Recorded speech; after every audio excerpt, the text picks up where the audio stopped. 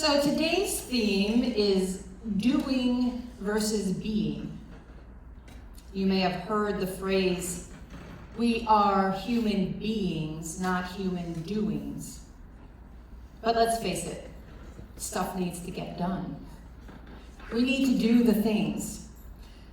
That being said, many of us distract ourselves with doing simply because we don't know how to be, or are fearful of what will happen if we are alone with ourselves. These are perfectly understandable, and we will talk about this a bit later, but let's delve into some illustrations first. One of our readings today talks about two sisters, Mary and Martha. Jesus, who was their rabbi, their mentor, and a family friend, visits them and begins teaching. So just to set the scene, using 2025 language, we can think of Jesus as a world-renowned scholar, a VIP. He's an influencer. So imagine someone like that comes to your home for a meal to have a private workshop for your family and close friends. That's what's happening here. And Mary sits and listens intently to his teachings. Her focus is uninterruptible. She is solely focused on this wise sage and his ideas. Her sister Martha, it seems, has barely interacted with him. Did she even greet him? She is flitting around, getting the meal ready, setting the table, filling the glasses, all of that. Picture it, yes? Now, put yourself in Martha's shoes. You're running around sweating, trying to get all the moving parts to work together for your important dinner guest. And you look for your sister, and she's sitting there at your guest's feet, seemingly without a care in the world. How might you feel? You can shout it out. Frustrated, mad, right? Yeah, resentful maybe? How many of us identify with Martha right now? Yeah, same. Whatever it is that Martha is feeling, she strongly feels that way, enough to interrupt Jesus' teaching. Some might take the simmering, silent resentment route, but Martha, you. She pleads with Jesus.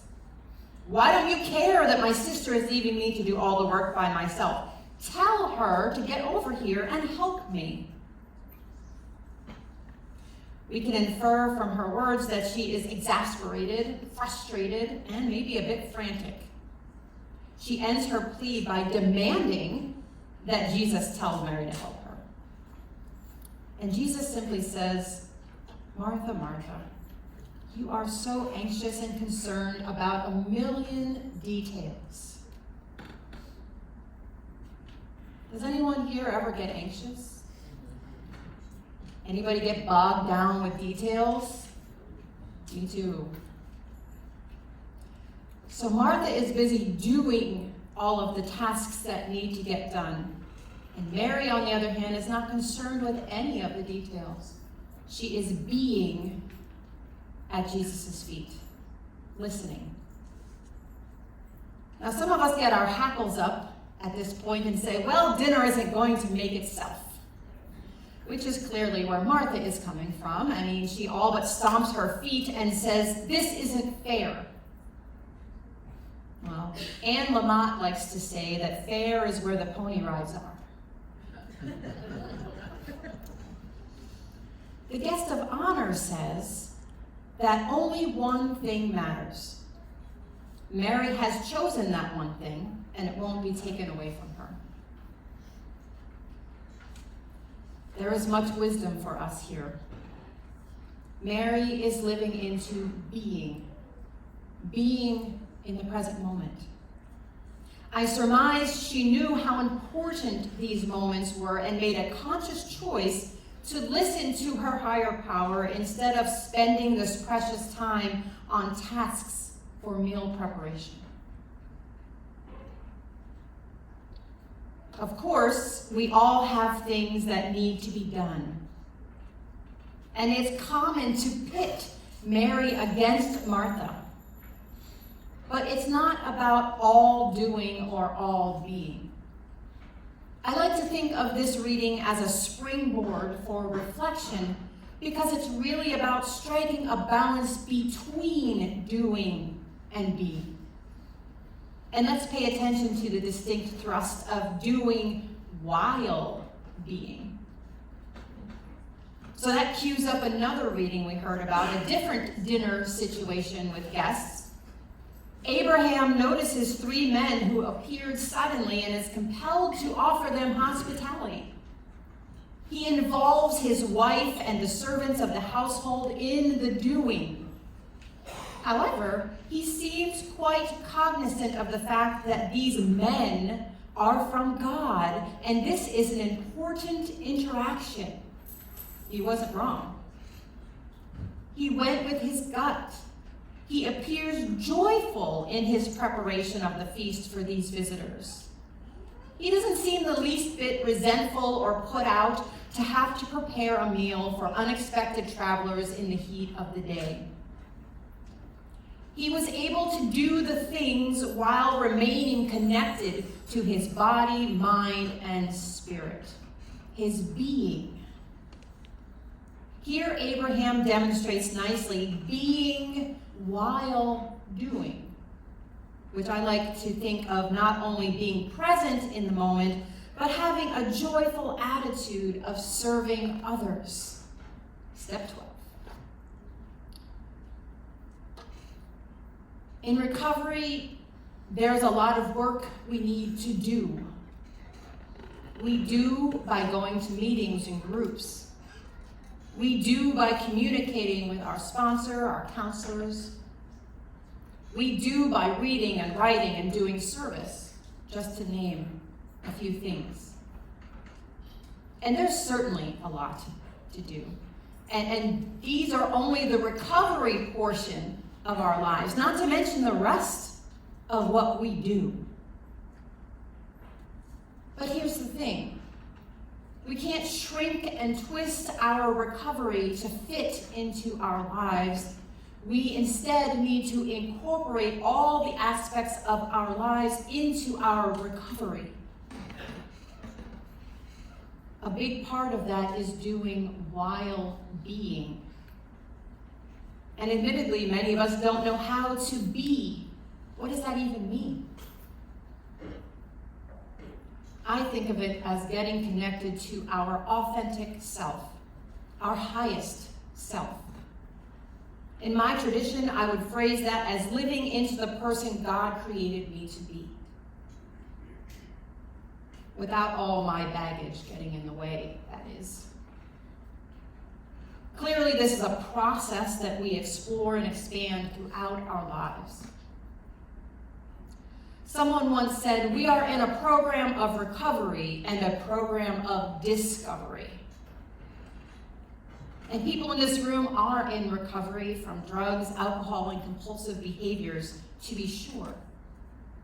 But we can also and simultaneously be in recovery from harmful self-talk, toxic patterns and ideas we learn from our family of origin or culture. Some of us may be recovering from perfectionism or people-pleasing. Others could be recovering from depression, anxiety, insomnia, a whole host of physical, emotional, and spiritual dis-ease. As we are in recovery from these and other afflictions, we are also in discovery about our actual selves, the true self. And if there is a true self, you guessed it, there is also a false self. And I think of the false self as a mask we put on as we interact throughout the day. And we wear a lot of masks. If we want to think about our false self as wearing a mask, it takes vulnerability and courage to remove the mask and expose our true self. It's not that the false self is bad. It can, in fact, be useful For example, someone may not consider themselves a formal person, but there are times in life when professionalism is necessary and they don the mask for those times. We could also think of the false self as a filter of sorts. Have you ever had a day when your filter falls off? Yes, it's usually not so great when that happens. So it's an important piece to remember the false self can be useful and even necessary part of ourselves, but it is not all of who we are. The danger is when we mistake our false self for our true self. Our true self is our basic and unchangeable, authentic identity. Familiarity with our true self is needed for being, in order to live fully and freely, to recover and discover who we are. Not who our family says we are, not who society says we are, not even who we might say we are. Who our higher power says we are. Our true self has everything to do with being. We have a lot of difficulty being when we are operating out of our false selves all the time, or are even unable to recognize that this is not who we really are. Just because we live a full life and do all the things doesn't necessarily mean that we are living out of our true self. It's a lifelong journey of discovery that's never too late to begin. When we are in touch with our true self, our authentic self, we can more easily find that balance between doing and being, because we are no longer afraid of being who we were meant to be in this life. Our higher power has instilled gifts within us so that we can participate in the purposes set before us. And notice I said purposes with an S, because our impact in this life is far-reaching and multifaceted. But our masks or filters cannot carry out the work which we are called to without tapping into our true self energy. And as you might expect, that true self energy is deeply intertwined with our higher power's energy.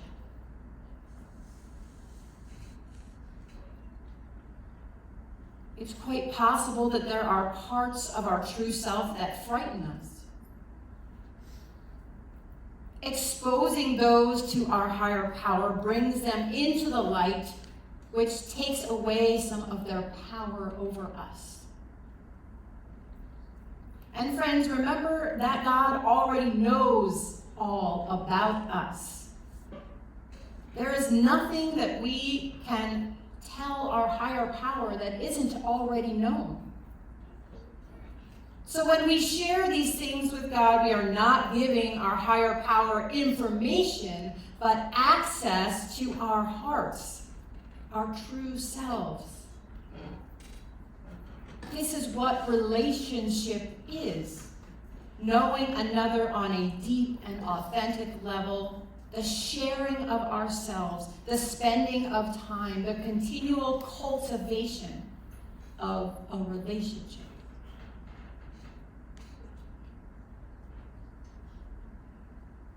I used to have a great longing in my spirit.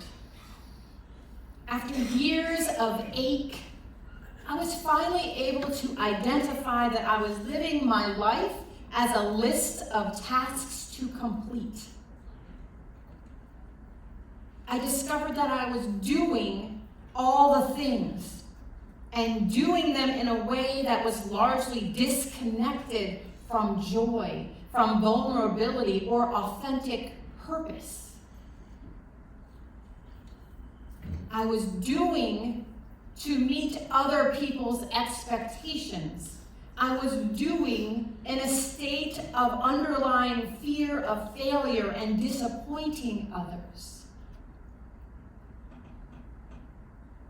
These are deeply ingrained after years of behaving in this way. So I need to be careful not to slip back into this way of life.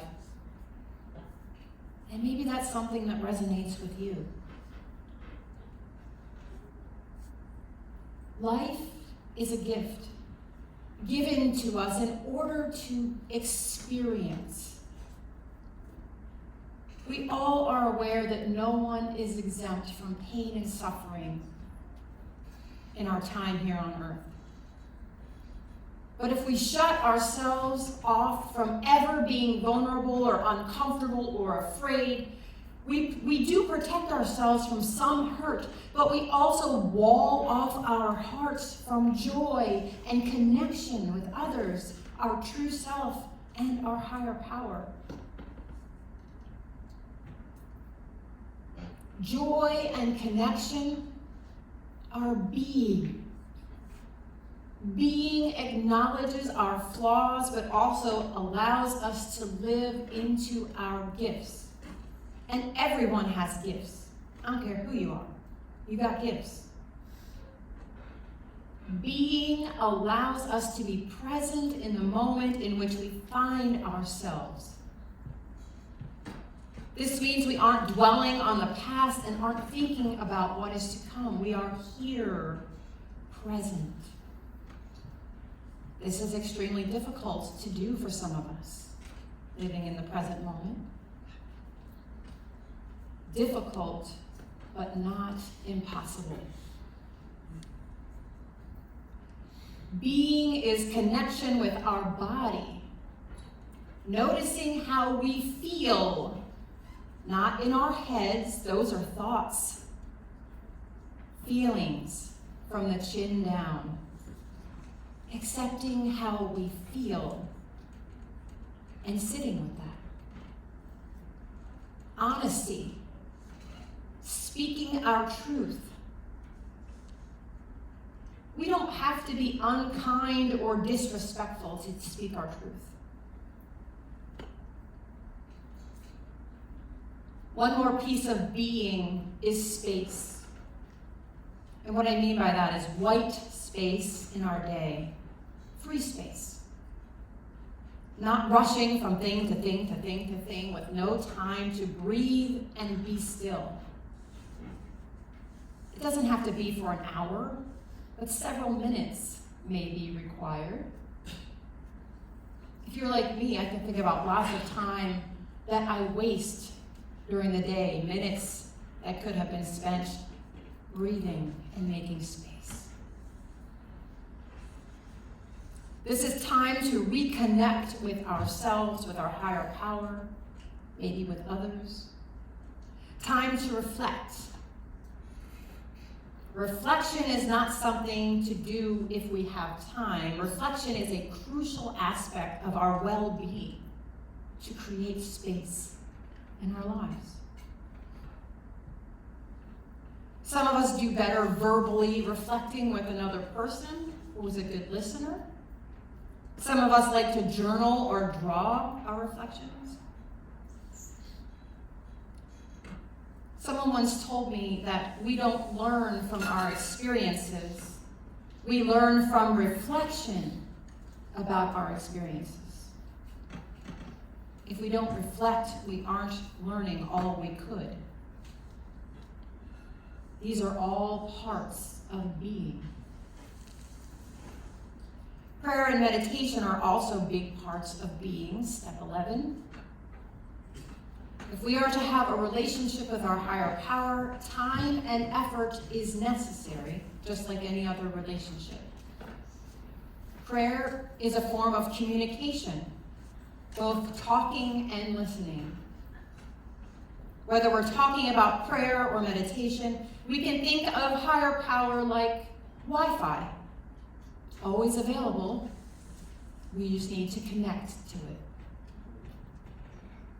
Sometimes that means talking, sometimes that means listening, Sometimes that means just being, just resting in God's presence. This is how I see meditation: silence and solitude. Being still is a wonderful way to deeply connect to higher power. Some of us are afraid of silence. It takes practice if you're not used to it. And being an extrovert, I used to loathe silence. I would avoid it at all costs. I would all of a sudden need to call someone, anyone, and talk to them about whatever. Anything but being quiet with my thoughts and God. And once I started to be honest about who I am, which is an ongoing process, by the way, the more I can open up to God. And when I realized in my heart that God accepts me no matter what, sitting in silence with my higher power became a whole lot easier. So try some solitude and silence. Set an alarm. If silence and solitude are new to you, start with 1 or 2 minutes and gradually increase the time in increments that make sense to you. And it's totally natural for your body to be still, but your mind is going like monkeys in a tree. Be gentle with yourself. The important thing is consistency, practice. For how much I struggled with this time to be still, now I crave silence and solitude. I find it healing and nourishing to mind, body, and spirit. Silence helps me to cultivate a life where I can better balance being with doing. Do I do this perfectly? Heck no. But when we open ourselves to being, discovering and accepting our true selves, it is illuminating from within. Like our prayer stated earlier, "O Lord, increase light within me and illuminate me." I don't know about you, but I want to be illuminated. I want to be illuminated. So let's take a few moments of silent reflection to ponder the following. Think about the week ahead. Think about being for a moment and what that might mean to you.